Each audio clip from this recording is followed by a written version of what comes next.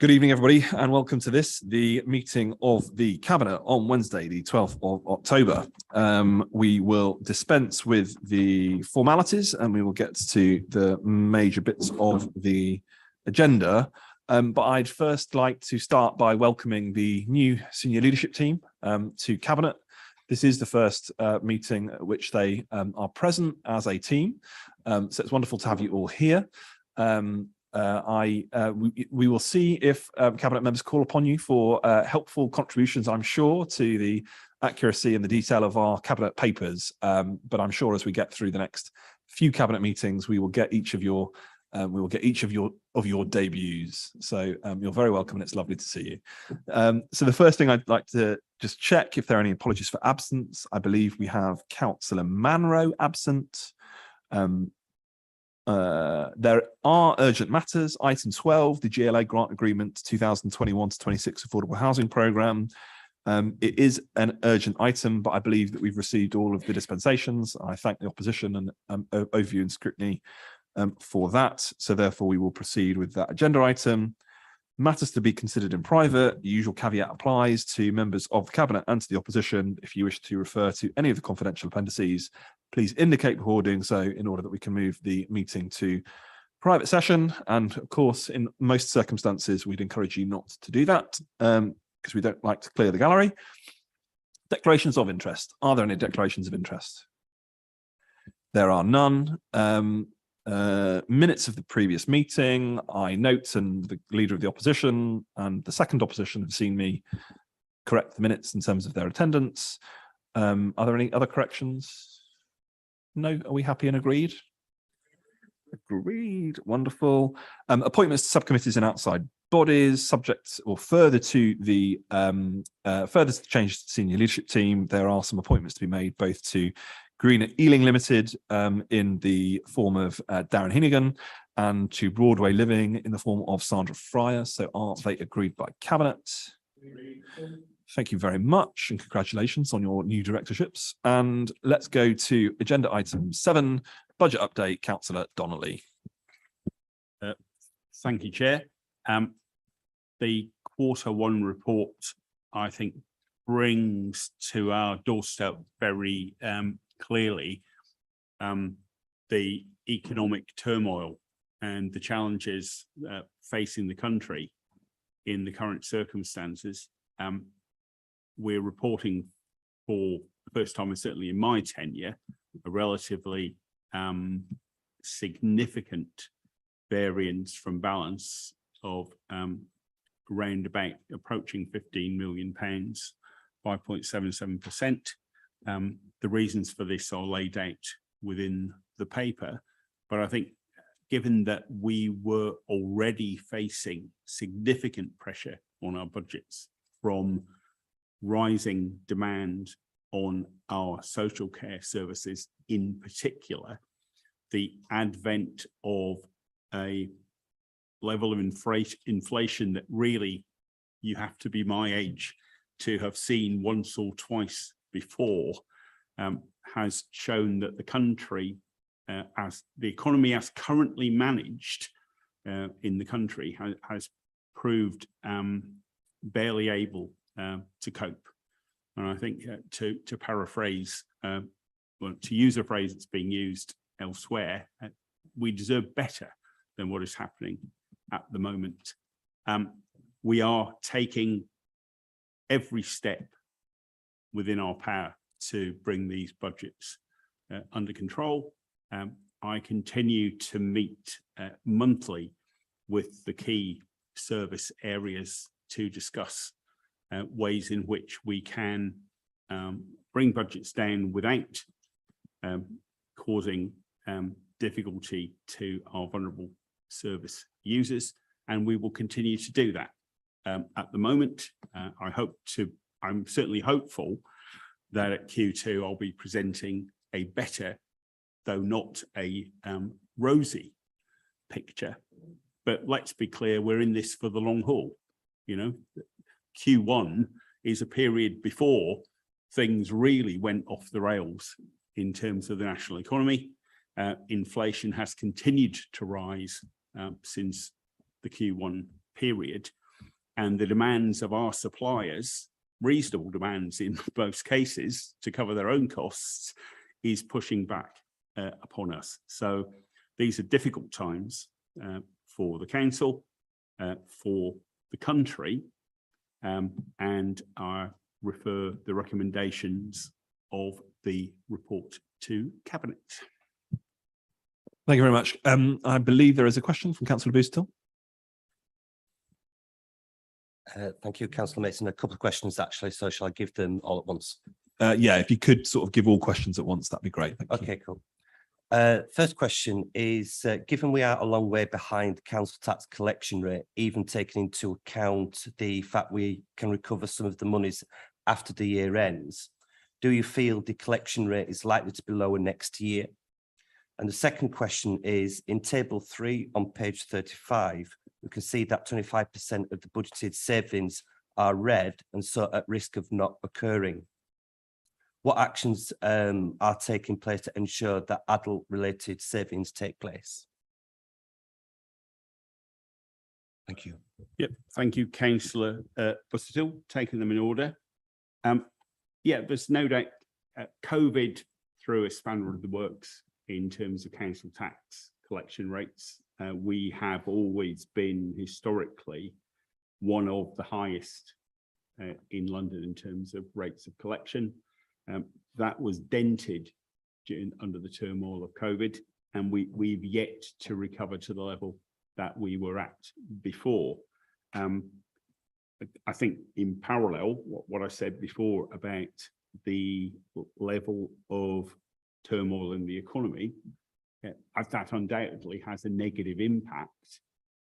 Hopefully, at the margins, I remain optimistic that council tax collection rates will rise rather than fall. But then, if you'd asked me a year ago if inflation was going to be, RPI was going to be at 13.7%, I would have told you I didn't believe that.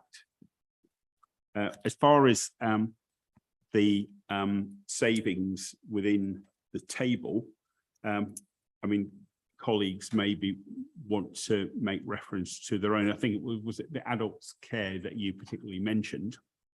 I mean, Councillor Blacker may want to make an observation on that, but we, as I said earlier, we push on all of these fronts to seek to ensure that all of the savings that were identified are going to be brought through.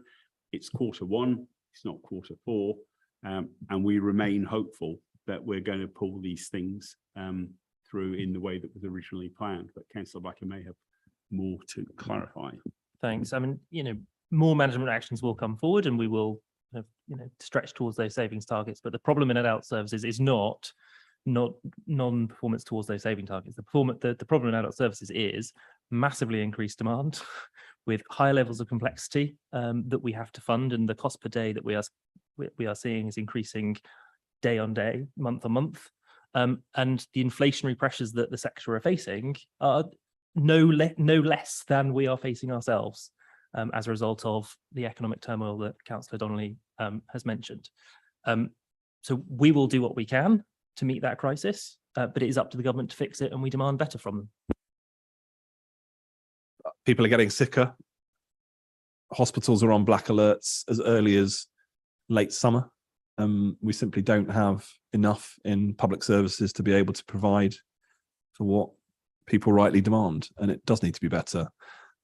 We face significant challenges this financial year and probably next, whilst a government continue to propose mini budgets that destroy the economy, which invariably end up pushing up interest rates, which may spooking the markets, sending money out of Britain. And the way that it appears that the government wishes to pay for that is to cut public services. And the government wants to take from the public vital public services. And they're going to expect us to make cuts on their behalf. We will, of course, continue to deliver what we said that we would deliver at the election, all of the promises that we said that we would make. But we do that now in an increasing economic context, which means that we probably will face significant difficulty. And this is a consequence of political choices taken in Westminster by the government. certainly not political choices taken here by us. And it is true, we do deserve better. So I direct members to the recommendations in the report. Are they agreed? Thank you very much. The next agenda item is the final report of Scrutiny Review Panel 1, the climate emergency. I believe Councillor Rice, you're coming forward to present. You're very welcome to do so. Just for the orderly maintenance of the meeting, as I think we've informed people, we're giving you 3 minutes to sort of present the reports, and I believe that there are questions on a few of them. So, Councillor Rice, I'll let you settle, and once you're ready, I shall hand over to you. Go ahead.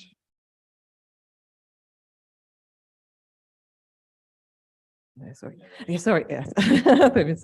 Yeah. So thank you. So thank you. Then. So first of all, I should just really just thank the people who were involved in the previous scrutiny panel on the climate emergency that were in the previous year.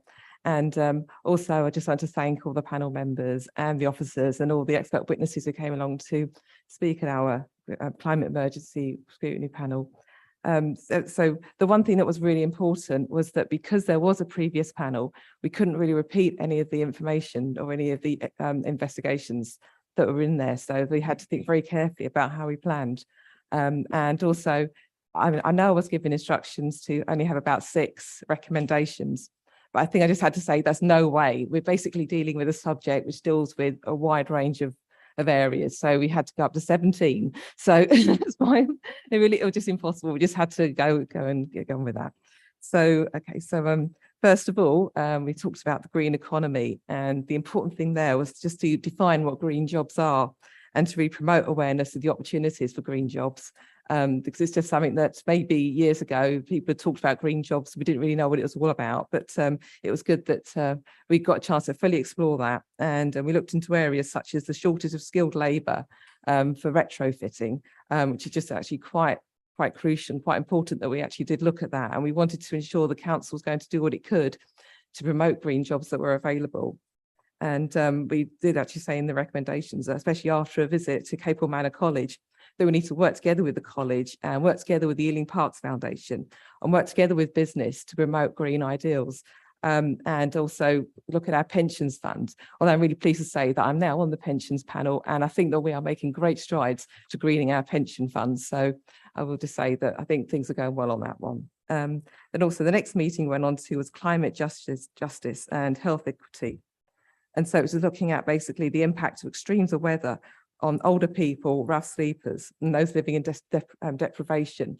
Probably an area that hadn't really occurred to me to look at public health and look at that whole area. But it does actually make you think about just how people will suffer under heat waves or under extreme cold. And also the other thing that didn't really come to mind either was that we may have to prepare for greater immigration into this country because of it becoming impossible to live in areas such as Africa and Asia, which I just thought, no, that can't be right. That can't be as bad as that. But of course, this summer, we've had events in China and in Pakistan. And so we can see that some areas are becoming impossible to live in. So maybe we do need to prepare for the fact that we might get more people having to live here. So we need to make preparation for that as well. And when it comes to the recommendations, we just thought maybe what we did need is a mapping exercise to ensure that we planted our trees in the right places, because trees do an awful lot to bring down temperature in particular spots in particular areas. So maybe we need to do that to ensure that maybe the most vulnerable get the benefit.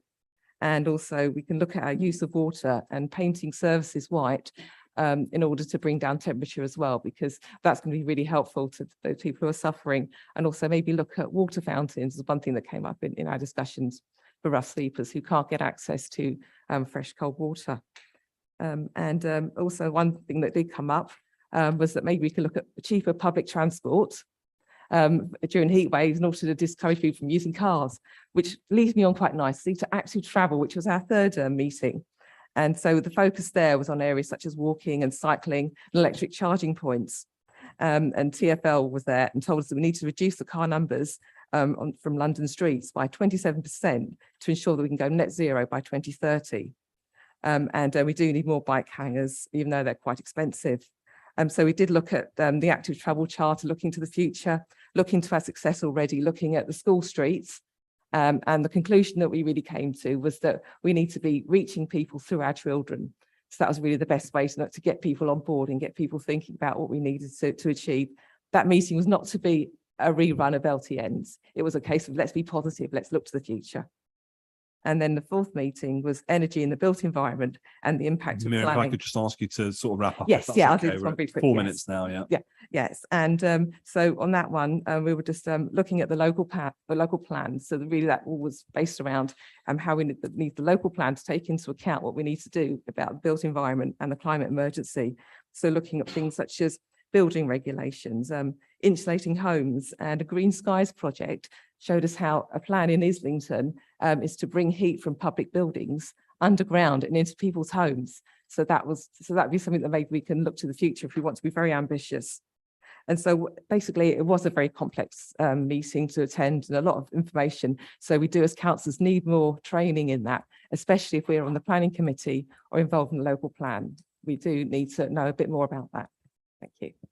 Thank you so much. I believe there is a question from Councillor Malcolm.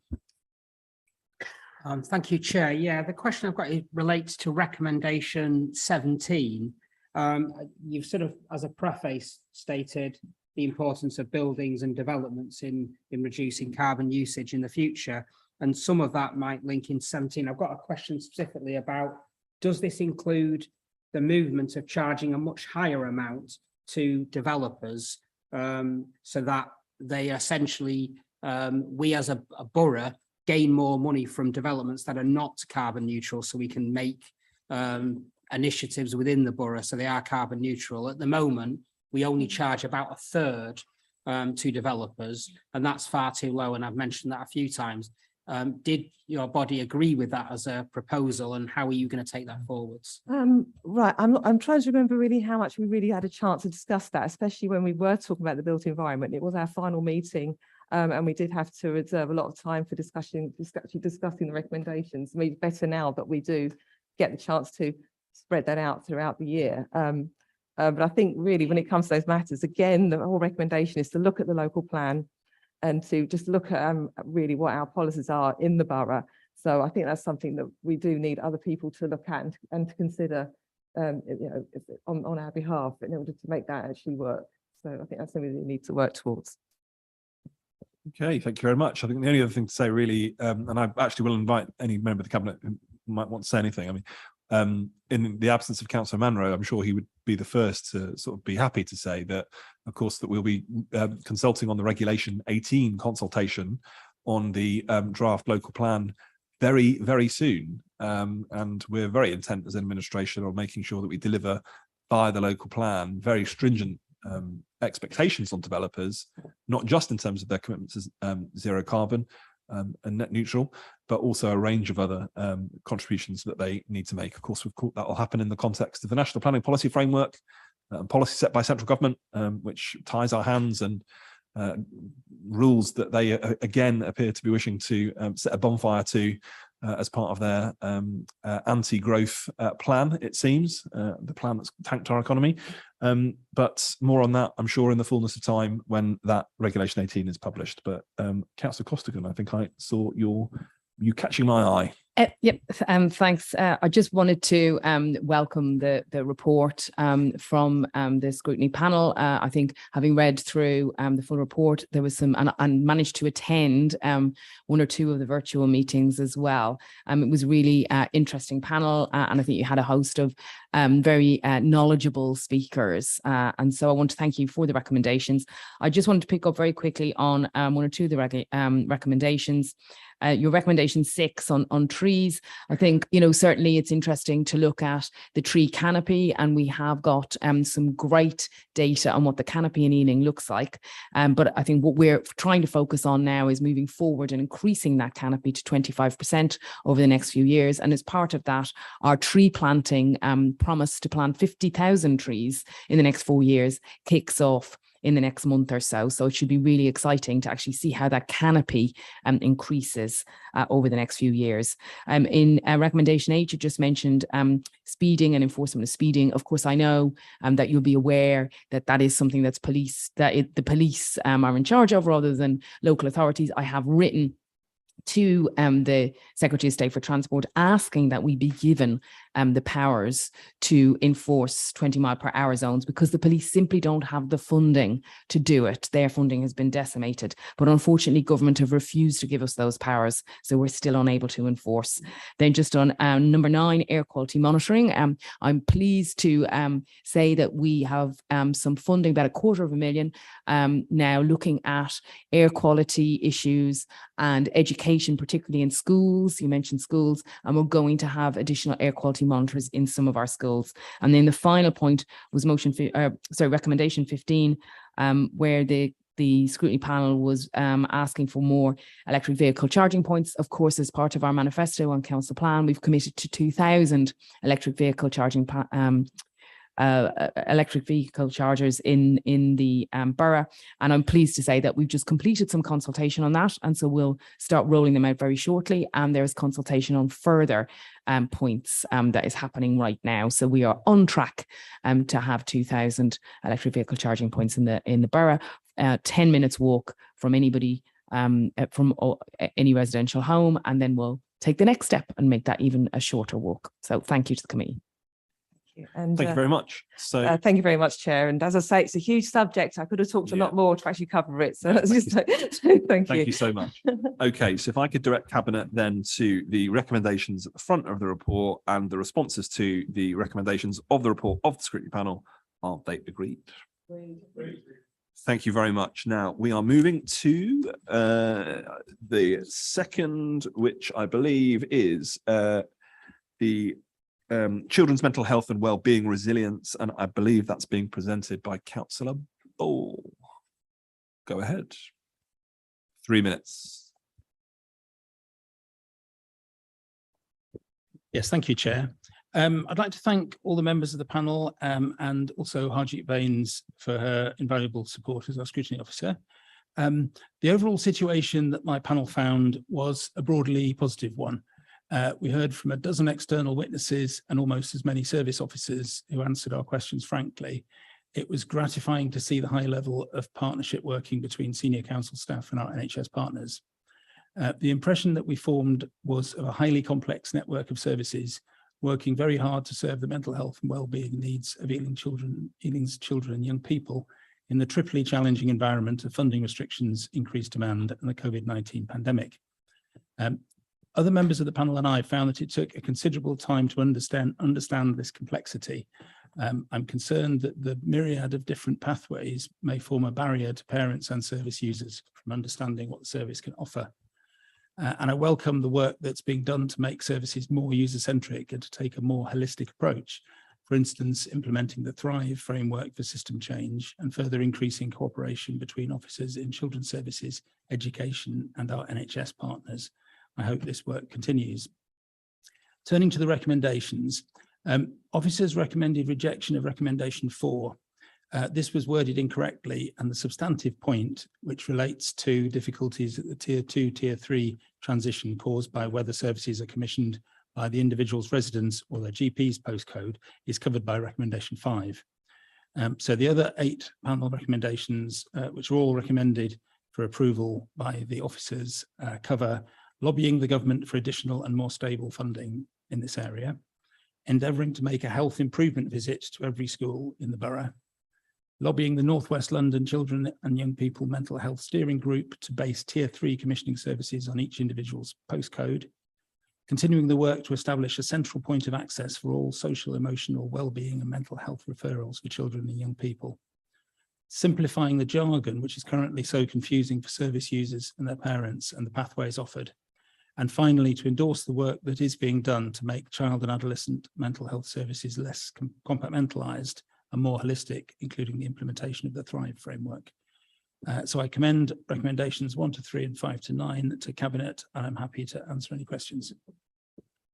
Thank you very much. And on that basis, Councillor Ball, I think what we'll simply do, rather than recording the minutes that we've rejected a recommendation, given that we're accepting a recommendation that's following, I think we'll simply just amend the report to delete recommendation 4 if you're content with that. That's fine. That's absolutely fine. Yeah. Wonderful.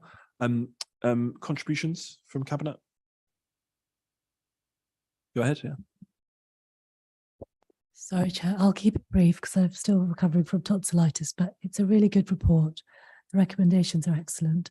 And, it's a lot of work being done in this area under a lot of funding pressures. And we've heard earlier in the meeting from Councillor Donnelly. So excellent work being done. And I think it's an excellent piece of work.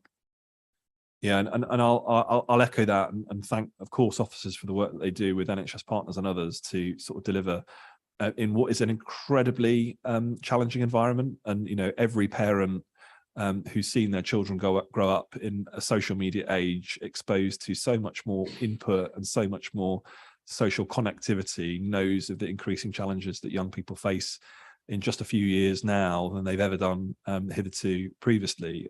It's exacerbating and making more complex many of the mental health concerns and issues that we know already exist. And that will, of course, always be a challenge that we need to keep on top of as technology evolves and as our responses collectively equally evolve too. I know that we've set out some ideas about how we might actually look to community-based solutions, to how we sort of support parents to support each other, to support their children, as well as how we do that in schools as well. So it's a very good report. Councillor Raz, did you want to make a contribution? Yeah, just from the our integrated youth service, you've asked for us cabinet members, both of us have the responsibility to speak up and campaign on this, and I think we're both going to do that vociferously. We definitely need to speak up for our young people, but we're trying a more integrated approach in youth service to try and help that everybody can get the help that they need when they need it before it goes into a crisis. So thank you very much for the report. It's very comprehensive and lots to take away from it. Thanks. Okay, noting the deletion of, with agreement of the chair of the committee, of the recommendation or the superfluous recommendation number 4, direct cabinet members to the recommendations in the report and also the response to the recommendations. Are they agreed? Agreed. Thank you very much. We move now to final report of scrutiny review panel 3, COVID-19 inequality and recovery. And I believe we have Councillor Kumar who's going to present the reports. So we shall let you take your place and you can begin.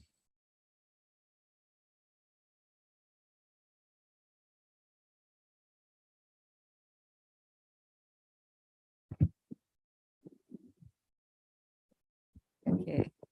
3 minutes, Councillor Kumar, go ahead. Yes.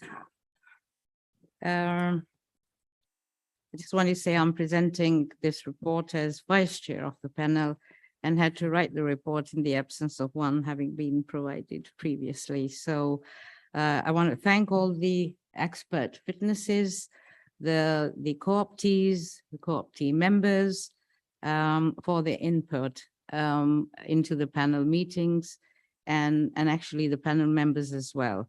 It was encouraging and good collaborative work and across the borough, and it did help to mitigate the adverse impacts and inequalities of the pandemic and Brexit. So it was evident that lots more still needed to be done, but Ealing Council and its partners need to increase their efforts to embolden the economic recovery to accomplish a sustained prosperity of the area and borough's communities. I know that there's work that is actually ongoing and things are happening, so changes are taking place. The key learning points were, I mean, we've got it in the report, but the panel identify that acknowledging the constructive expertise of the co-optee and education co-optees, recognizing the numerous and diverse organizations that operated across the borough in different ways in managing the needs of the local communities. The webcasting of panel meetings enable people to view the live proceedings and virtual meeting had enabled members, officers, and expert witnesses to participate with different locations. So there was difficulty in visiting and engaging some external agencies in areas of the community due to the COVID-19 pandemic constraints. But the panel actually deliberated quite well. There were intensive discussions on the recommendations. We tried to keep them to just 7, I think, at the end. And all I'd like to say is that, you know, if the recommendations, 7 recommendations that we've made, I hope that they will be taken forward and agreed. So would you like me to outline them, or? No, I mean, it's just as an introduction, that's totally fine. I just want to sort of clarify. I mean, I think you said at the start that you'd written the report. I mean, I assume that the report was written by officers, and they prepared that report as they would normally do this side of the electoral cycle to present the report. I think, just to clarify, I think. Yeah, it was the chair's overview. Yeah, the chair's overview. Yes, okay. I mean, absolutely right. No, it wasn't. No, I would, of course, want to thank and give great praise to officers for preparing the report. Well, of course, with the absolutely. input of. I mean, input members. you can actually see that, you know, I mean, I even thank the chair, the scrutiny officer, because, you know, for the absolutely excellent work. Yeah. But yes, they're not the report, but the overview. So just to correct the record, correction. because obviously, you know, this is Just these to meetings are correct. now recorded, so I wouldn't want the public to think that. no, absolutely. No, it's yeah. the overview Good. which I All had right. to provide. Members, I don't believe there are any questions from opposition members. Do any members of cabinet wish to make a contribution? Okay, so we can I then direct people's to, I mean, well, what would I say? I would say, look, there is now a public inquiry into the impact of both the pandemic and how the pandemic was handled by not just the government, but all public authorities. This, in some ways, is our contribution to note the incredible impact that it had, not just on our communities, but also to the council, perhaps one of the largest, most complex, difficult set of circumstances the council has ever experienced. And not only did our staff step up to the plate to deliver in incredibly difficult circumstances, we are still dealing with the consequences of the way that the world has changed, and perhaps the changes that may well last a very long time indeed. But fundamentally, I think what the report gives great coherence and clarity to is the response of the community, who came together in a way that people come together in very difficult circumstances to provide support for one another. We've said it a million times, which is that people did do in this borough 1 million acts of love and kindness to one another to build resilience and networks and friendships and relationships that hopefully will stand the test of time, and perhaps ones that will be called upon as we go forward into an incredibly difficult winter in the cost of living crisis, facing some of the challenges that are being discussed about in the press. So with that, unless there are any other contributions from cabinet members, I'll direct us to the recommendations in the report and ask that they, as well as the responses, are agreed. Thank you very much. I now move to agenda item 11, the final report scrutiny review 4 on resident engagement. I believe Councillor Malcolm, you are presenting this too. I think it's cheers. Apologies, Councillor Gallant. I've got Councillor Malcolm asking a question, but I have you introducing the report. Go ahead. My apology. Thank you, Chair. Thank you very much, Chair. It falls to me as the Vice Chair to present this report, as the Chair was Councillor Tara Anjum, who of course is no longer a councillor. I'd like to also echo the incredible thanks as a fairly new councillor to the officers and the co-optees who contributed to this report, and of course to the indefatigable Harjeet Bains, who has been of immense help and great assistance. And of course, to thank Councillor Anjum herself, who made the effort and was present at all times and brought everyone together. This was a wide-ranging discussion about the tools the council uses and the stance it takes to allow residents to engage well with the council, not just on its transactional side, but also on its messaging and its whole view of everything. It was a very wide-ranging and frank discussion, taking little account of political positioning, which was very, very helpful. It brought a lot of experience together, both the co-optees and from councillors. I can actually hear, when I look at the recommendations, I can hear the voices of some of the councillors actually as they made them, which is very good. The only thing we're slightly sorry about is that we weren't able to have more young people inputting. We tried very hard to get them to input, but that just didn't work out. And I think that is a very important group. The recommendations are there. I'll just come to them in a minute. Just as an overarching sort of theme of our discussions was the idea that the council must be a friend to residents and not be some kind of aloof higher power. None of us wants it to be. Of course, the implementation and getting that thing across where the council is really there to help residents and engage with residents is something that's quite difficult to do, and means are always limited. But we looked at all of them. You'll see the recommendations. There were many recommendations. We whittled that down to 12. Perhaps we should have whittled them down even more.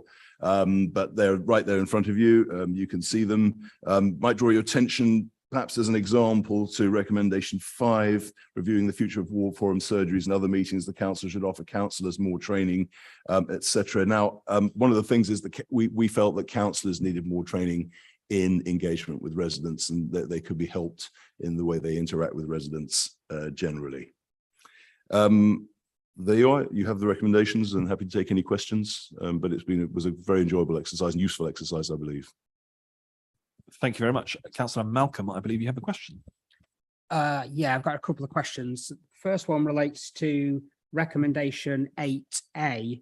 It indicates that the homepage will be more friendly, but it notes that it can't be delivered in this year. Now, we're only relatively new within this year, so it's very disappointing that this can't be done. So my question is, why will that not be done this year?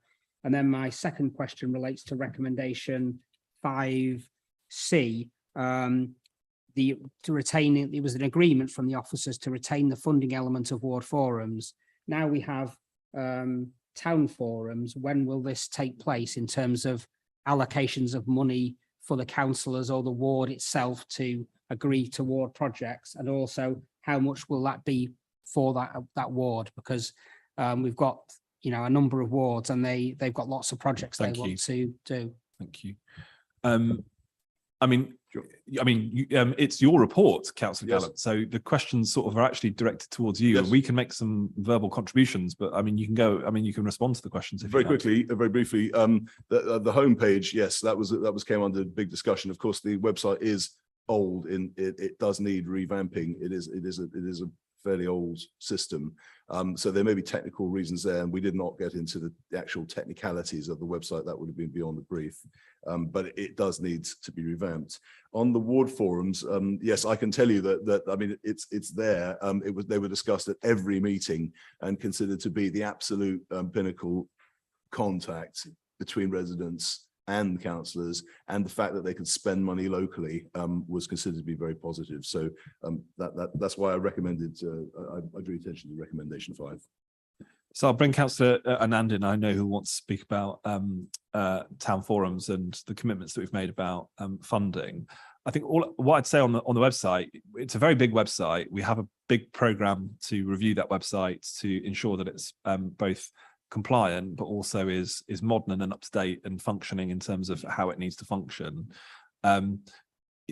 It's not something that you can simply flick a switch on. So it will take some time, but we are on a journey to make sure that we improve it. And I'm certain that will come in due course. And I'm certain, Councillor Malcolm, with your interest and expertise in that area, it will be invaluable. I'm sure as a beta tester, probably to the team when we get through that process. Councillor Anand. Thank you, Chair. Excellent report. Thank you for all the work that has been put into the report to bring forward today with the recommendations. And you've all picked on the ward forums. And in our manifesto, we've been very clear. We are committed to deliver on our town forums, and we have allocated £2 million from the developer tax to SIL money that will come in, and we will be working with that. We'll put our communities first. We'll be transforming how we will listen to our communities and work together with them. It won't be a them and us, it'll be working together and giving power to our communities to be able to address the issues in these area town forums. But we need to have a very democratic engagement and very transparent on our engagement with the community and the ward councillors. So we will be speaking to all the ward councillors at some point and going through with the engagement process. It'll be like a consultation to work through each of the areas where the demands are, and the budget will be allocated later on once that consultation has been carried out with the ward councillors chair. And we are in the process of coming up with a plan, and we will bring that to cabinet maybe in the new year. Thank you so much. Engagement is as much art as it is science, but it's certainly both. And of course, Councillor Gallen, I was struck by your own contribution on the question of engagement when you presented the report, which is you unfortunately perhaps weren't able to engage as many young people as possible, because of course everybody comes to public engagement, consultation, and involvement in representative democracy in many different ways. And actually we have to, as a council, recognise that there are an awful lot of people out there in the community who neither have the time nor the headspace or indeed the resources that is often required to being able to engage in the way that others are able to. And invariably, that means that those who are younger, those who have caring responsibilities, those who have many jobs and have to focus their time on earning income, as well as a whole range of people who face barriers to engage with councils in the way that we like to be engaged, or we like to engage people, mean that that creates many barriers, as I'm sure, and I'm glad that you sort of acknowledge was difficult to do in the context of your own work in this area. We're absolutely committed as an administration. We set out in the manifesto that Councillor Anand has rightly pointed to, that we will be bringing forward an engagement charter. It's an area that we are investing in as a council to ensure that we have the right equipment, the right tools, the right people who can help us reset the relationship with our residents, one in which we work with residents to identify the problems in their lives and in their communities, and that we work collaboratively together to find the types of solutions that we need to find. Sometimes that means facilitating communities. Sometimes it means getting out of their way. And that is precisely what people will see as we move forward in this administration over the next 4 years to deliver. So I thank the scrutiny panel for its work, lots of very informative recommendations, many of which that we are sort of well underway in implementing. And hopefully just in a few weeks' time, we'll be welcoming our new Assistant Director for Communications, who'll be leading and taking that work forward. So I direct Cabinet members to the recommendations in the report and the responses to them. Can I ask that they are agreed? Thank you very much. We now move to item number 12, the GLA Grant Agreement 21 to 26 Affordable Housing Programme. Councillor Wall.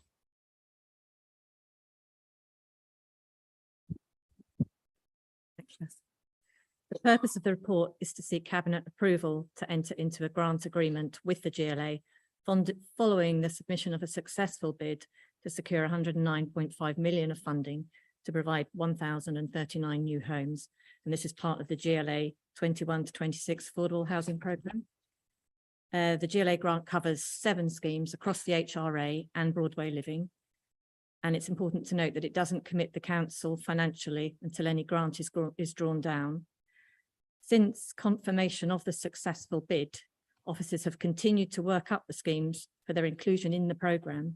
However, there have been considerable challenges resulting from the international economic downturn and a turbulent construction sector, which continue to unfold. Subsequently, it's not yet possible to confirm that the schemes that went into the original bid will be the ones that proceed, but the GLA is aware of this and has agreed that given the current economic position, it will be willing to consider substitute schemes, should it be necessary. In the meantime, officers are continuing to assess the schemes and review the viability of the programme generally, and further reports will be brought to Cabinet for approval with new financial plans. The next report will be the housing delivery update of the BLRP tranches 1 and 2, which will come in November. Thank you very much. I don't have any indications to speak. The only thing I'd say, unless there are any contributions from other Cabinet members, that what you can see in the report is a direct consequence of the political choices being taken by the government, which has driven up interest rates, which has blown great big holes in the ability of developers and many bad developers, but housing associations and those in the business of delivering genuinely affordable homes from bringing forward what they need to bring forward.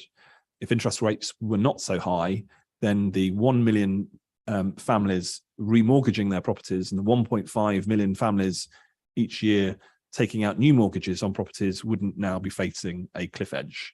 And just as those 2.5 million families across the country face that financial cliff edge of interest rates reaching levels that I certainly don't remember ever. Councillor Donnelly, as you say, perhaps you do, as you said at your budget paper earlier on, but I certainly don't remember them, and I don't think many people do either. Those challenges will befall every local authority, not least us, and certainly in London even more so. And we will, of course, do everything that we can to continue to reach our commitment of reaching 4,000 genuinely affordable homes by hook or by crook, because people need them and people need safe, secure and roofs over their heads. So with that, I direct Cabinet members to the recommendations in the report and ask that they are agreed. Thank you very much. The housing development update, estate regeneration, delivery options, Councillor Wall. Thank you, Chair. This report updates members on the progress made on each of our housing estate and the regeneration, going active on 7 of our housing regeneration estates, 4 led by partners and 3 led by Ealing Council. Across the whole programme, approximately 3,500 tenanted homes are scheduled for demolition and to be replaced by at least 4,000 new tenanted homes, better suited to today's household needs and better quality homes for people to live in. Apart from the usual challenges involved in getting large regeneration programmes underway, involving working closely with residents living on estates to help them move as sensitively as possible, we face particular financial challenges caused by increasing development costs and finance costs, and uncertainty in the economy following the government's mini budget and interference by central government in social rent levels. The report updates members on the progress of schemes and summarises their position with regard to financial viability, delivery, and the impact on the HRA to support the delivery of the new homes. There are various options under review. Most of the estates we're recommending that the approach we've got at the moment is the right approach and to carry on as normal.